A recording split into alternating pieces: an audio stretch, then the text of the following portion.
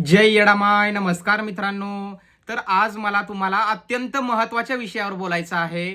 तर चैत्र यात्रा अगदी तोंडावर आलेली आहे. तरी सर्व येडेश्वरी भक्तांना माझी कळकळीची विनंती आहे. सध्या सोशल मीडियावर बरीच चर्चा चालू आहे की लॉकडाऊन पडणार आहे, बंदी होणार आहे किंवा पेट्रोल डिझेलचे दर वाढत आहेत. अशा पद्धतीच्या अफवा बऱ्याच चालू आहेत. तर या संदर्भामध्ये मी येरमाळ्यातील जे काही येडेश्वरी देवीचे पुजारी आहेत गुरवदादा यांच्यासोबत माझं डिस्कशन झालं.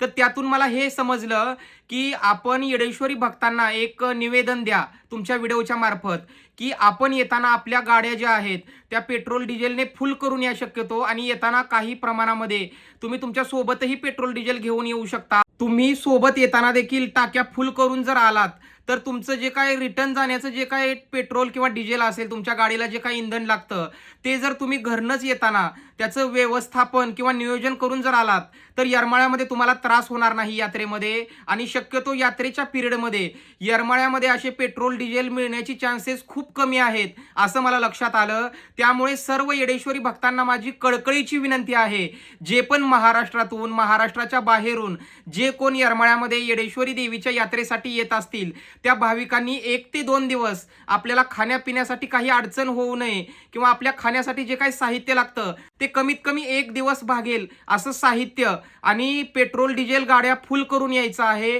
म्हणजे जेणेकरून तुमची आपदा होणार नाही. आणि ऐन मोक्याला जर तिथे पेट्रोल पंप किंवा डिझेल वगैरे जर तिथं काही तुम्हाला नाही मिळू शकलं तरीही तुम्ही रिटर्न जाण्या इतपत तर जे काही तुमच्याकडे इंधन आहे ते तुमच्याकडे साठा असला पाहिजे. त्यामुळे आपण हा व्हिडिओ बनवलेला आहे.